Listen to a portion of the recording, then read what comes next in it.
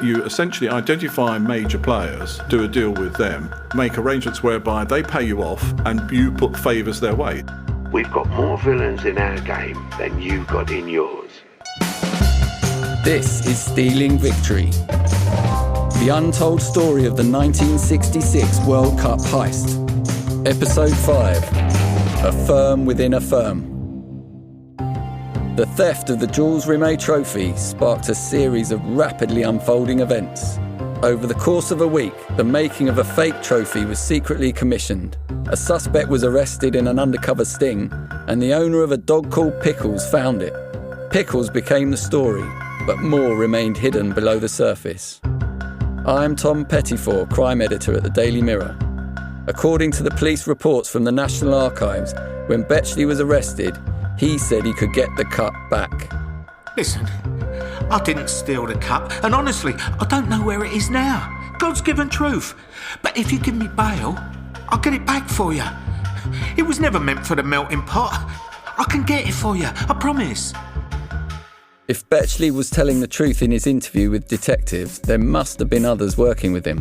He said he didn't know where the cup was, but could get it back, implying there had to be at least one other person involved.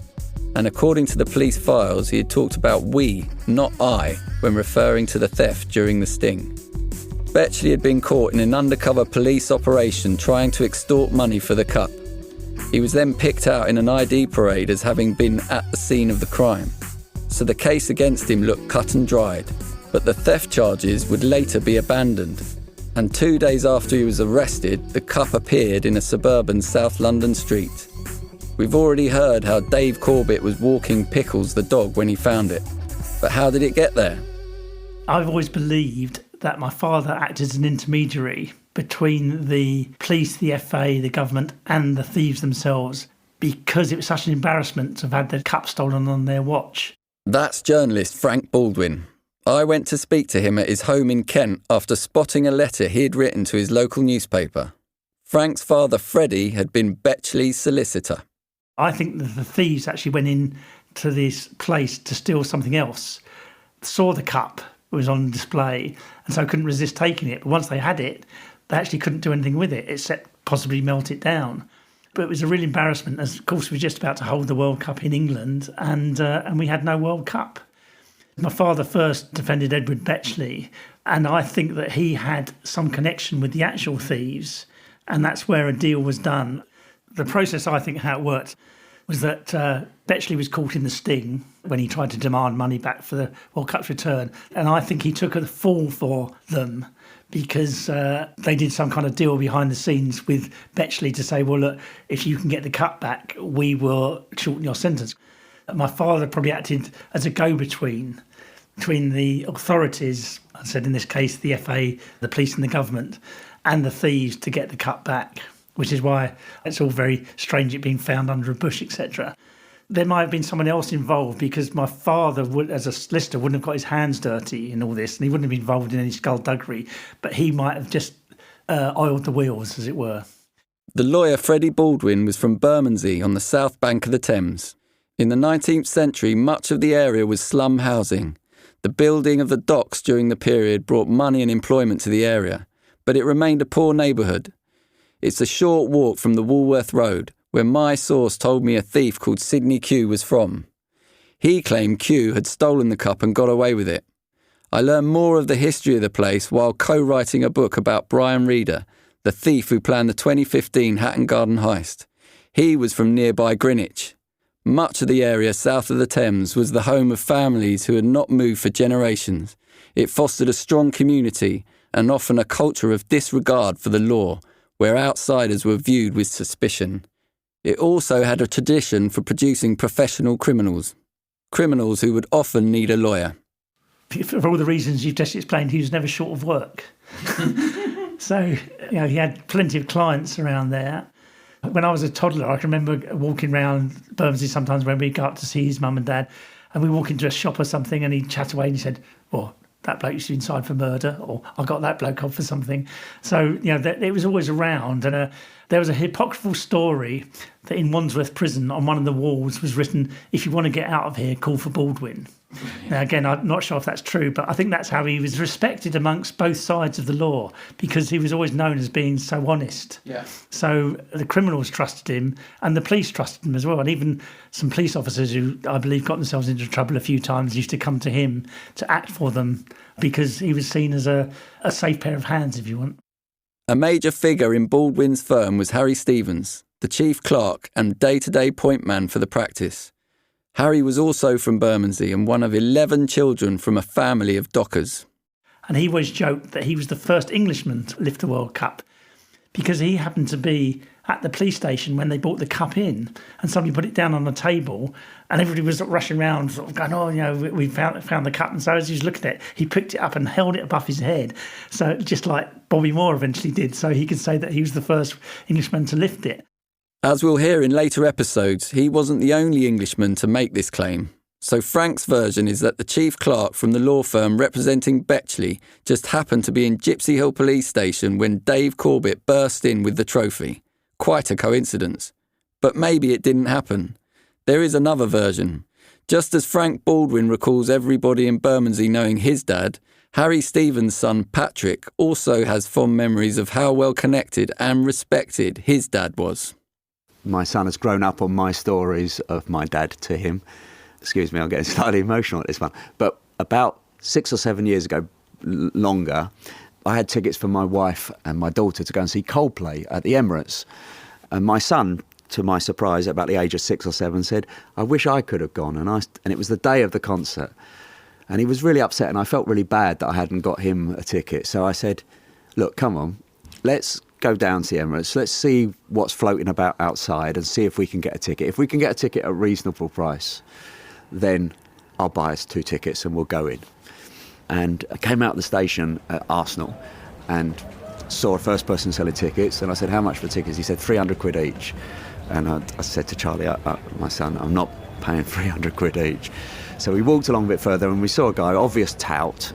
I suppose he was about my age. And I went up to him and said, how much for your tickets? And he said, 300 quid a ticket.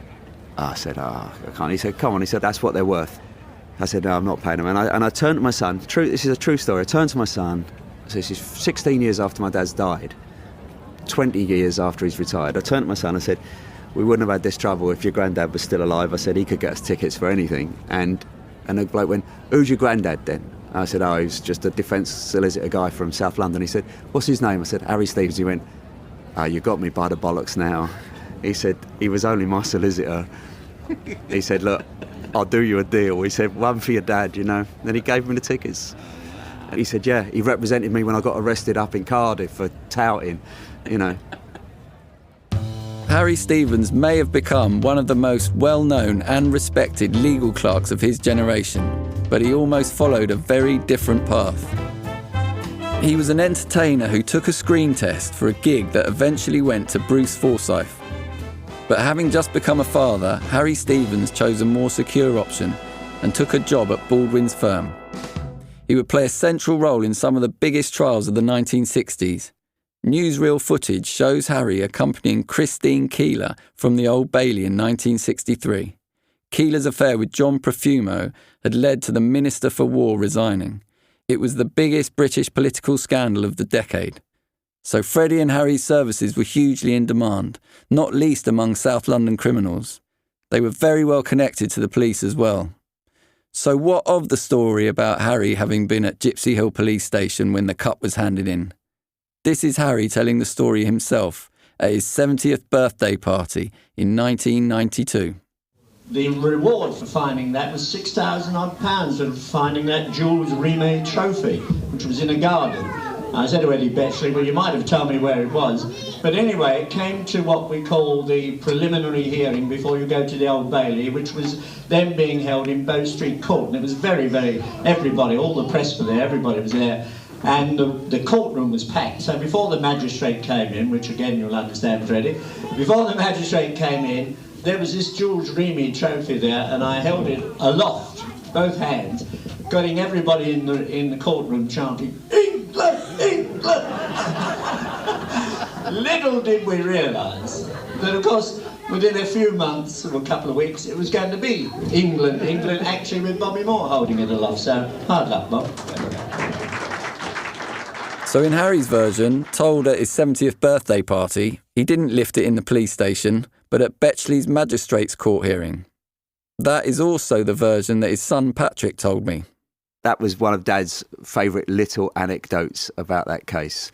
But you weren't sure if that was correct, that the cup would have been in court. But this newspaper cutting from the Evening Express from April the 16th, 1966, has the headline, World Cup shown in court. So it was definitely there as an exhibit at the committal hearing at Bow Street Magistrates Court. Yeah, that's a wonderful twist for me because and it just goes to show, doesn't it? My dad always had a phrase when he was talking about work, and I would sometimes talk to him about the dilemmas of representing people. You know, the classic phrase that people who defend people get asked, you know, how do you defend people you know are guilty? And he would say, if you've seen the things that I've seen over the years, you would know that truth is stranger than fiction. So, as with all stories, they change each time with the telling. As individuals, families and nations, we all have our stories. Frank has his version of his family history, while Patrick has another. Crucially, the theft charges against Betchley were dropped when he later appeared at the Old Bailey, but he pleaded guilty to 2 counts of demanding cash with menaces. This was a charge that could attract a life sentence under the old Larceny Act of 1916. So the police and the prosecution had serious leverage over Betchley. But in the end, he was jailed for just 2 years. Not long, you might think, for demanding £15,000 for the return of the World Cup. Patrick followed his father's footsteps and became a senior lawyer for the Crown Prosecution Service. He has led some of the most sensitive and serious terrorism cases in the UK. So with his experience and knowledge of the way his dad worked, what's his view on the possibility a deal was cut? Could it be that Betchley was given a lenient sentence and further investigations dropped in return for the cup coming back? Would the police do a deal with somebody at that time? Absolutely. They still do deals with people now, but it is regulated and there is procedures and there's checks that have to be done.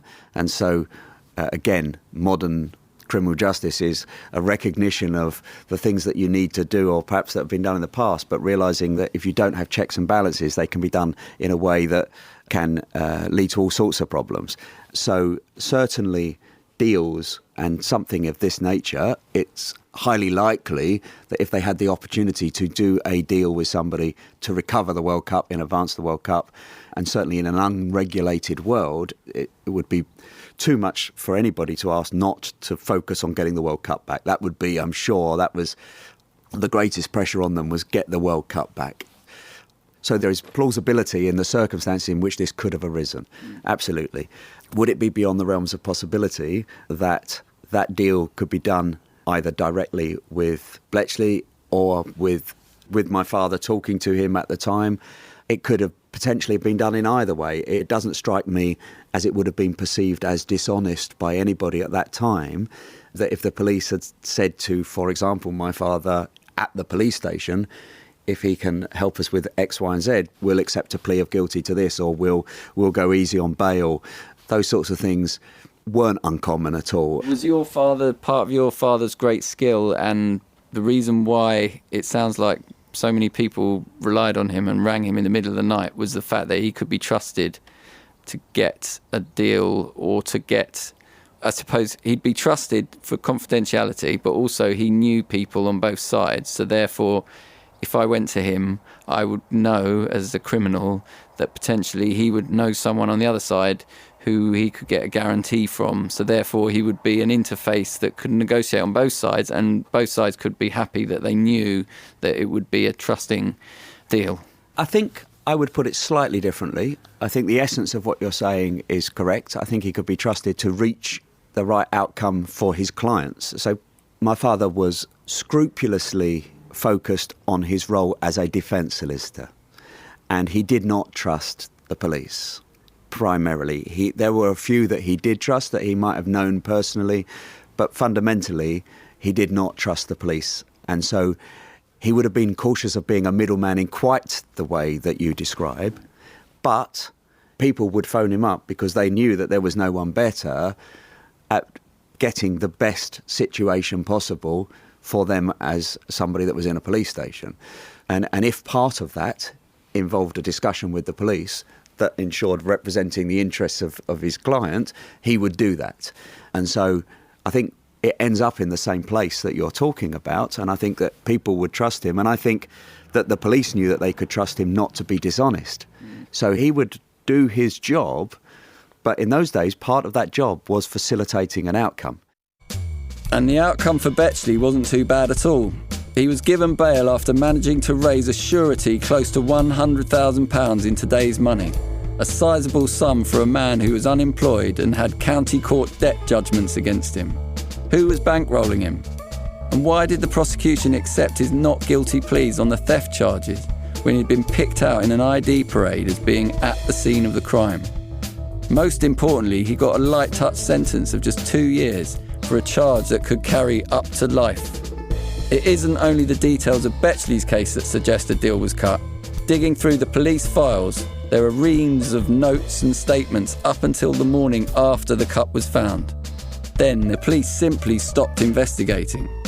Could it have been that Betchley had agreed to get the cup back if no more efforts were made to track down the real thief? Ex-Flying Squad detective Peter Kirkham. They were now desperate to get the cup back, to finish the job off, if you like. Plainly, they'd be putting pressure on the guy they've got hold of. You wanted the money, you were taking us to the cup, you obviously know who's got it, blah, blah, blah. I'm not going to tell you who it is. Didn't expect you to tell us who it is, but I want you to get word to them that somehow it's going to get to us. You would undoubtedly have that conversation. You would undoubtedly put pressure on. You'd probably be twisting a few arms with, we're not going to stop kicking doors in until we find it anyway. That undoubtedly would be the only way forward. So reading what I read, that newspaper article sounds absolutely spot on, that the geezers rolled over pretty much straight away and agreed to get it sorted out, that it will come back. Obviously, it's not going to come back with somebody holding it who's going to get nicked. So it being found either through a knowing person that knows what they're doing, that accidentally finds it somewhere, or just putting it somewhere where you know it'll be found, and the chances are it'll be someone that's going to go, oh my God, it's the World Cup, I'm going to hand that in. But whether they then pursued it further is another matter, because they still wouldn't have any more evidence other than, oh, it's associates of the guy they've got already, so that isn't going to be enough to convict. So they may call it a day at that if they get the cut back anyway, or that might have been part of the deal. If we get the cut back, we're not going to be looking too much harder for anyone who nicked it, because we're now happy. If Betchley had reached a secret agreement with the police to return the cup in exchange for a lesser sentence, how would that have worked in 1966? Patrick Stevens again. I mean, the mechanism at that time would have been that either the police officer spoke to the judge or put a letter in to the judge. When I first started work, people used to joke about, oh, has a little brown envelope gone in on this one? Now, that practice stopped because there's no checks and balances and no openness and transparency around that system at all. People were not generally allowed to see, even the prosecutor might not be allowed to see what's in the brown envelope. The police officer said that, there's been cooperation, I need the judge to know, but we need to protect this person, so a letter will go in. And I'm going back 30 years now, and a brown envelope would go in, and occasionally, if you get a naive clerk of a court in maybe a magistrate's, I've walked in and there'd be an open court and someone would say, this is one of those brown envelope cases. And I go, shh, you can't say that. And it would be perfectly possible that if somebody had engineered getting that World Cup to the place where it was discovered, then that information could have been passed on in private, in an envelope to the judge, and the judge could have taken it into account. Pictures of Betchley on his way to court show him smiling like a man who already knew his fate. Pickles owner Dave Corbett was a witness at Betchley's committal hearing at Bow Street Magistrates Court. Dave described how the defendant did not look like a man facing the prospect of a long prison sentence. When he was in court, the guy, he just kept laughing at the judge. Who was laughing at the judge? Bexley was laughing at the judge. Yeah. In what sense? Yeah, don't worry yourself. So that would support the theory then that he'd spoken to the police and said to them, well, if you let me see my girlfriend, I'll get the cut back, and then you can have a word with the judge, because he was charged with the actual theft as well originally, but they dropped those charges. Oh, did they? Yes. So it would all fit into him having done a deal with the police to get the cut back. Get the cut back. That's what the cop said to me. He said, first thing, got to get the cut back. At all costs? At all costs, yeah. I think they was thinking of the Queen. She can't give him a false cut, can she? I think politics come into it and all. Mustn't it, from up above, God, what's the Queen going to give? You know how they think, politicians. For the police and the FA, they had the cutback. All of the security failings and blunders could be forgotten about. And Dave has a point. Let's remember the political backdrop to all this. Days away from an election, the government would have been putting pressure on the police. Careers were on the line. You're listening to Stealing Victory. I'll be back after a short break. This is Stealing Victory. So what do we know of the Met in 1966, and in particular those at the flying squad who led this investigation? I did a lot of work over 15, 20 years on police corruption, and it's a tremendously difficult area to work in because, you are dealing with people who really know how to protect themselves, and they don't generally make it very obvious that they're taking money. So you have to find all sorts of ways to prove the story. Dr. Paul Lashmar is the head of the Department of Journalism at City University in London. He continues to be an investigative journalist and spent many years probing the police and intelligence services. He is also the co-author of Scotland Yard's Cocaine Connection, an expose of previous links between organised crime and detectives in the Met. What's interesting about the World Cup case, of course, this is really early in terms of police corruption being made public. So the police officers involved wouldn't have been thinking about whether it would be made public because everything was kept. They knew at that point they could keep the lid on things. So a corrupt police officer in 1966 would be pretty sure that nothing untoward was going to happen. They weren't going to be taped. They weren't going to be grassed up. It was too high a risk for the criminals at that point because it hadn't got to the tipping point that it did later, where the police were taking so much money that the criminals had enough from it. They took the view that it was actually worth reporting to the police because, they were going to do 15 years and have to pay a lot of money anyway. So what's there to lose? They would have felt fairly untouchable, the police at that point, in terms of there wasn't really any oversight at all. The media weren't there looking at them. There was no police complaints authority, and you didn't get recorded. You weren't even, I don't know if you're entitled to a solicitor either. So it could be that you could pretty much do what you wanted as a detective.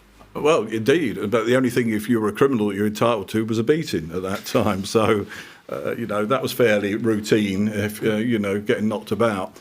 Who investigated corrupt police officers? Other police officers in the same force. What was their rate of success? Very low. There's a surprise. All that began to change in November 1969 when the Times splashed on a brilliant piece of investigative journalism. It alleged that Yard detectives took bribes from criminals and helped them to escape charges. The reporters had nailed the story by obtaining tape recordings of bent officers. One captured a detective giving advice to a young villain, which we've recreated here. Don't forget to let me know straight away if you need anything, because I know people everywhere. Because I'm in a little firm in a firm. Don't matter where, anywhere in London, I can get on the phone to someone I know, I can trust, that talks the same as me. And if he's not the right person who can do it, he'll know the person that can. All right, that's the thing. And it can work well. It's worked well for years, hasn't it? We've got more villains in our game than you've got in yours.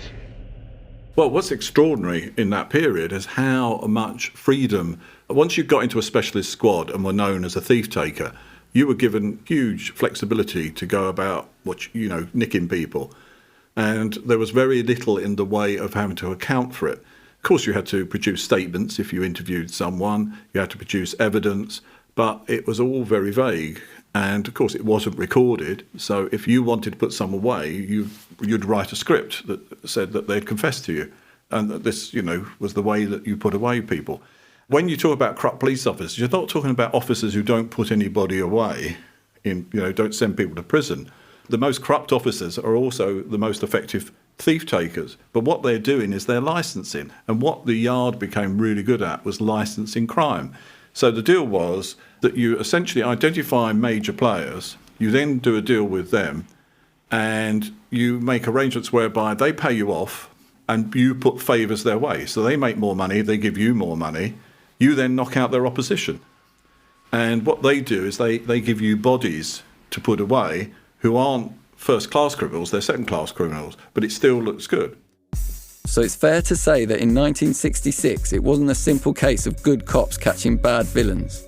It was a world in which the boundary between right and wrong was blurred, and the fallout from the Time story would eventually result in a number of detectives being investigated for corruption.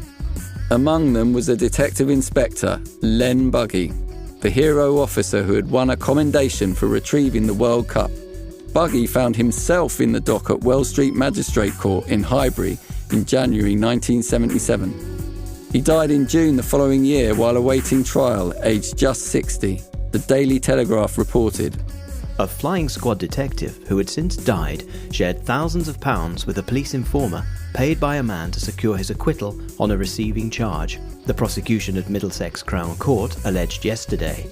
But Mrs. Pamela Shaw, who had been instructed to appear for Detective Inspector Charles Leonard Buggy, said he would have strenuously denied the accusations made against him. Buggy had been accused of plotting with a solicitor and police informer to secure the acquittal of a man said to have been found in possession of stolen stamps valued at up to £30,000. The allegation dated back to 1968. An informant told anti-corruption officers that Buggy was paid thousands of pounds to straighten out the allegations, in other words, to make them go away. Buggy's friend and junior colleague Alec East was also said to have been in on the scam. Buggy owned a number of laundrettes in southeast London, and his reputation was intimately linked to Alec East, said to be among the most corrupt Met detectives ever. Though East was never convicted, he faced a slew of allegations and was demoted to uniform duties before retiring. Alec East was another classic thief-taker turned corrupt police officer, which over the years I've had so much information come to me about Alec East and his criminality. Very effective thief-taker because he had fantastic contacts. He was a very big personality and he was given completely free rein to do what he wanted. But he turns up everywhere, and he is said to be the officer, the famous Baker Street robbery, which is seen as the precursor for the 2015 Hatton Garden robbery, where they did exactly like that in the Lloyds Bank on the corner of Baker Street, where they tunnelled in and all that. He was the first senior officer to get in there, and it's said that they'd left a gift for him, essentially, for him to pick up. One of the smart moves you could do as a Bent police officer is if you knew a big robbery was going off, that you got advance warning, you'd make sure you were the duty officer. So you were the most senior person sent to the scene. And, for instance, if they were people that were paying you, then you'd make sure there was no evidence found. It was that kind of arrangement. And this is what the allegation with East was. Alec East wasn't involved in the World Cup case. However, his track record has serious implications for our understanding of Buggy, because in 1968, Buggy brought East onto his team at the flying squad. So would Buggy have known about East being suspected of corruption? Oh, God, yeah. The way you got taken into a squad or a department is they would know who you were. It wasn't in those days, you didn't get into the robbery squad because it was your turn or that you'd done a good exam or anything. You had to know people. There had to be evidence that you were likely to fit. So to get into any kind of serious CID operation, if Len Buggy is recruiting East, he must have known he was bent, and it was a thief taker, but bent. He must have known that. I just can't believe he wouldn't. It was hardly a secret in the Met at any point. And you would think that was what they were looking for. I mean, the most corrupt officers were often the best thief takers because they traded and they were very commercially successful. But just to be clear then, that doesn't mean that Buggy was necessarily corrupt. It just means potentially that he would have known that East would have made him look good. It's a fool or knave argument. Either Buggy was a fool if he didn't know that East was bent, or he knew full well and knew he'd bring enough bodies to make it look good for him and his department. It's hard to think of someone like Buggy not knowing. It really is at that point. East's reputation preceded him by the time he's detective sergeant. But Buggy would have known that East was corrupt when he brought him in 1968. Would he have been worried about that infecting his department, or it would have meant that he already knew that it existed in his department? Well, of course, I can't tell you what Buggy thought. That's not amongst my range of journalistic skills. But what it looks to, this is the firm within the firm are at the absolute peak in '68. There is immense criminality across the Met. Not everywhere, as I said to you before, but there were a lot of departments had a lot of bent people, and the way it worked was patronage. If you were known to be a thief taper, and you would take a bung, and people would all benefit, then you'd get a slot in a particular unit. It was very unusual for a bent officer to be brought into a department that was known to be straight. Everything you're telling me indicates that Buggy was probably a member of, was within a firm. I'd be very surprised if he wasn't. Mm-hmm. But I don't have substantive evidence, but except that I've heard his name loads as a corrupt officer. Now let's turn our focus back on Ted Betchley. He was a petty criminal trapped way out of his depth in one of the most high-profile cases of the century. But in his corner, he had an unparalleled team. I always think that the story of my father and Jeremy Hutchinson is one of the great love stories never told. That's Patrick Stevens again, talking about his dad Harry Stevens and the barrister Jeremy Hutchinson, a legend of the bar who was said to have inspired John Mortimer's TV defence barrister Horace Rumpole of Rumpole of the Bailey. My dad was, obviously I'm a huge fan, as you might imagine, but he was someone who would never knowingly admit that someone was better than him at something, and he would never acknowledge that somebody was funnier or better, certainly better in the law than him. With one or two notable exceptions, and the top of that list was Jeremy Hutchinson. He worshipped the ground that Jeremy Hutchinson walked on. He would speak of him in the most glowing terms, just how wonderful he was. And I think what it was apart from being a brilliant lawyer, Jeremy Hutchinson was also someone who was from a completely different walk of life that perhaps my father never thought he would ever encounter. Someone who was from the higher echelons of society, moved in the Bloomsbury set with all of these famous people, but was a passionate socialist, of which my father was also a passionate socialist. And he was not used to being treated as an equal by someone from that strata of society. And whilst they were never mates to the extent that he would go round at his house, they didn't have that type of relationship at all. In work, there was the most incredible common bond and mutual respect. At Harry Stevens' surprise 70th birthday celebration in 1992, the family had organised a This Is Your Lifestyle tribute with friends sharing their stories. Jeremy Hutchinson couldn't make it in person, but he sent a video message. It doesn't look as if I'm going to be able to get to your party, which is a great sadness. In the grainy camcorder footage from the party, Harry is visibly moved. As Jeremy's message is played on the TV, he jolts upright and leans in to listen. And the fact of the matter is that you just were the best instructing solicitor of the lot.